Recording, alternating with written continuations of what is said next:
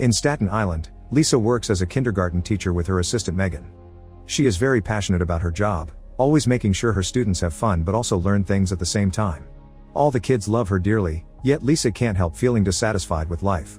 Once a week, she attends a poetry class led by teacher Simon, but her writing is always dismissed as boring or derivative. Her husband Grant never stops being supportive, always eager to read her poems and encouraging her to write more. Even after all these years of marriage, Lisa still loves him like the first day, but she can't help feeling frustrated with the lack of passion in their lives. The couple has 2 teenage kids, Josh and Lainey, who Lisa tries to communicate with to no avail. They ignore their parents most of the time, and when they do answer, they stick to monosyllables. They also prefer to order food and eat with friends in the garden instead of sitting at the table as a family. One afternoon, after Lisa's class is over, her student Jimmy is pacing the room while waiting to be picked up. It is then that Lisa hears him say something amazing. Jimmy recites a whole poem of his own invention, including complex concepts like beauty and God. Amazed and shocked by such a talent coming at such a young age, Lisa wastes no time in writing the poem down, and when babysitter Becca comes to pick Jimmy up, Lisa asks her a favor: she should write down any poems Jimmy says at home too. Later in the evening, Lisa enthusiastically shares the poem with Grant, who agrees is very beautiful, but he's also a bit disturbed by a kid speaking in such an adult way. The next day Lisa reads the poem in class pretending it's hers, and for the first time, she receives compliments from her classmates and even from Simon himself.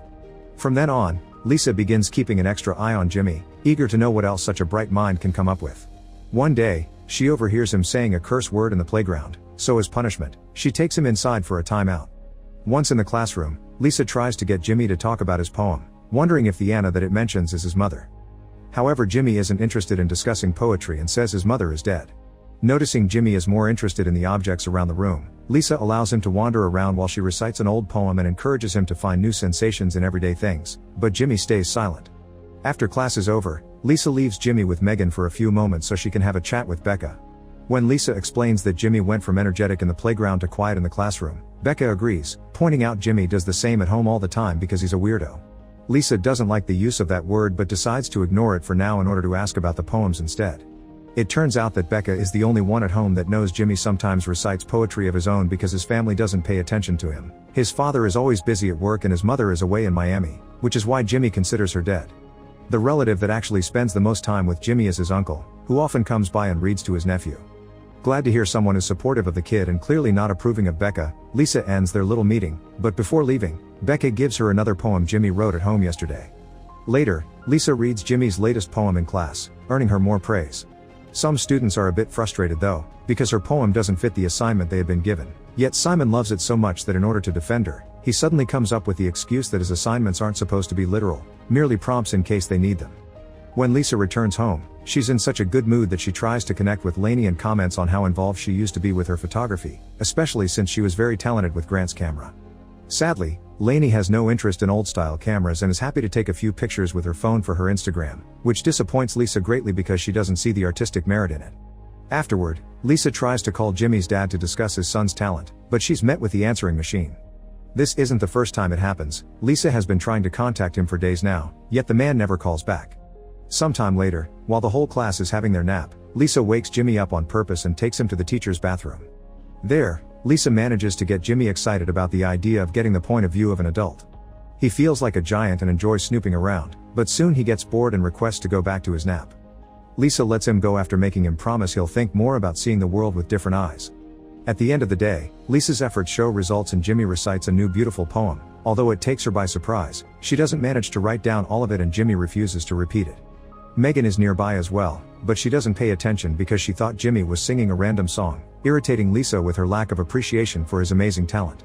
When Becca comes to pick Jimmy up, Lisa showers her with questions, wondering how many important poetic moments they are missing and if it's Becca herself that tucks Jimmy in at night. This constant questioning is beginning to weird Becca out, but when Jimmy comes out to meet her, she still stays cooperative and asks him to let her know when he has a poem in mind so she can help. Day by day, Lisa's obsession grows bigger and creepier. One afternoon, she manages to arrange a meeting with Jimmy's uncle Sanjay, who works at the local newspaper. Lisa explains how important it is to her to protect Jimmy's talent in a society determined to crush it, accidentally ending with a rant about her own children who won't read and lack curiosity. She also complains about Becca treating Jimmy like a baby and how she is a detriment to the boy's skills. Sanjay promises to keep visiting Jimmy and reading together, but he thinks this is a conversation Lisa should be having with the father, so he'll see what he can do to convince his brother to call her back. Sometime later, Since Jimmy's father still won't call her, Lisa crosses the line in truly creepy behavior and takes Jimmy's phone from his bag. Once again, she wakes the boy up in the middle of nap time to take him outside and show him how she saves her number on his phone. That way whenever he thinks of a poem at home, he can call her and recite it to her. She also tells him not to let Becca call him names like Little Bunny because it's belittling. At home, things aren't getting any better either. Lisa and Grant are frustrated because Josh has decided to throw all his studies and university acceptance letters into the trash and instead join the Marine. An argument ensues where Josh accuses Lisa of only caring about the achievements in her head, leaving her in tears. Once Josh is gone, Grant tries to comfort his wife and distract her by getting frisky with her right there in the living room. Lisa is into it, but only at first, because she drops it all the second she hears her phone ring. It's Jimmy with another poem.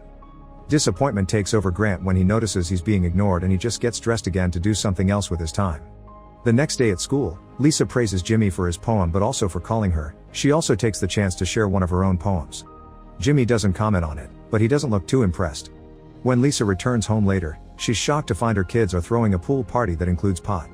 Furious, she approaches Lainey and makes a scene as she confesses she wishes there was more curiosity and intellectualism in the house. This angers Lainey in return, who calls her mother out for not appreciating the good grades she does get and for pretending to be some high IQ intellectual just because she's taking a poetry class. Then, Lainey leaves her alone, so Lisa retrieves a pack of cigarettes she keeps hidden in the garden and while having a smoke, she calls Jimmy just to say hi. A few days later, Simon calls Lisa to his office to offer more praise for her latest work and to invite her to read some of her poems at a poetry reading event his favorite bar often organizes. Obviously, Lisa accepts before sharing the same poem he read to Jimmy, but Simon isn't as enthusiastic about this one. He begins talking about the visionary writing behind her other poems, which he doesn't know were stolen, and thinking about those gets him so excited that he ends up getting frisky with Lisa right there on the office floor. They have a nice time, but it's obvious that Simon is more attractive to her art than to Lisa herself. Simon's reaction to her poem gives Lisa a lot to think about, and in the end, she decides Jimmy should be the one to recite his own poems in public. When she shares the idea with him, Jimmy accepts, and Lisa begins taking breaks from class to bring Jimmy to the school auditorium so he can practice. In the evening, Lisa finally gets tired of waiting for a call and shows up at the bar where Jimmy's father Nikhil works. Nikhil is happy to hear his little boy is smart, but Lisa pushes for more, explaining his talent needs to be nurtured and that Becca treats him like a dumb puppy. Nikhil understands Lisa's concern and wants to support his son, but he also doesn't want him to become like Sanjay, a failed writer that now barely makes any money correcting spelling mistakes for the newspaper. Lisa offers to babysit Jimmy for a few hours in the afternoon instead of Becca, that way she can stimulate him with the right activities but he still can keep up a normal life the rest of the time, and Nikhil accepts. However, when Lisa brings up the poetry reading on Thursday, Nikhil forbids them from going because Jimmy has baseball practice with his friend that day, and keeping up the normal routine is more important. From then on, Lisa begins babysitting Jimmy and uses the chance to take him to all kinds of interesting places like museums.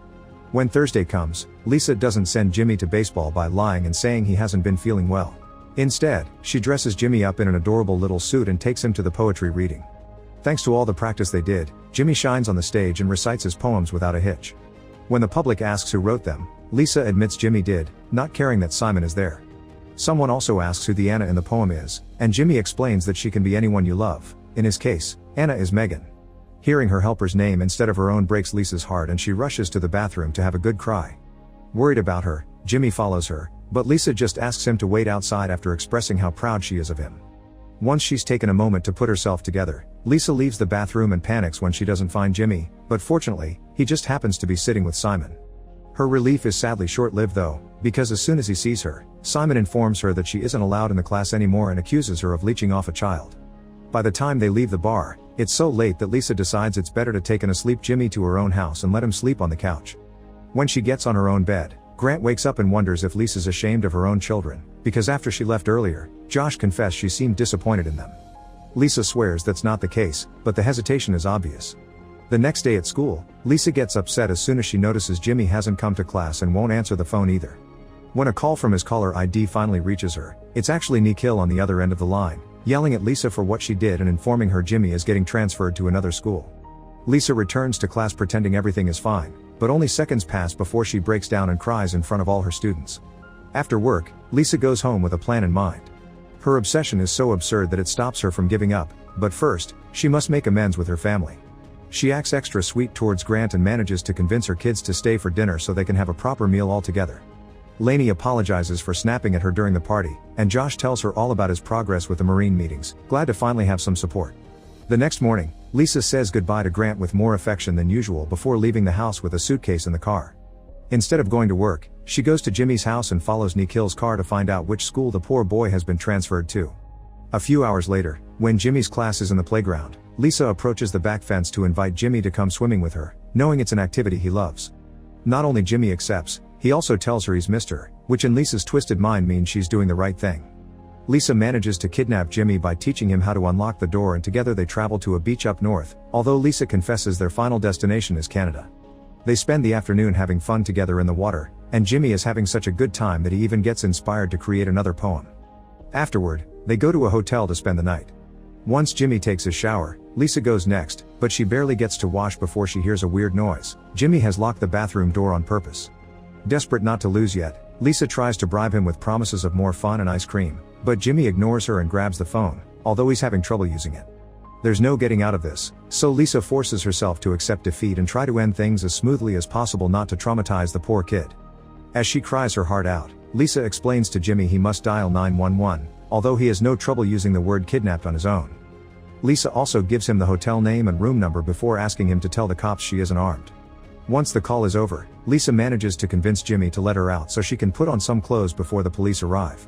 While she brushes her hair, Jimmy comes closer and holds her hand because even if she kidnapped him, he doesn't like seeing her sad. It only takes the cops a few minutes to arrive, and when they do, they pick up Jimmy to place him in the safety of their car. Overwhelmed, Jimmy announces he has a new poem, but nobody listens. Make sure to subscribe and turn on notifications so you can watch more videos like this. Thanks for watching.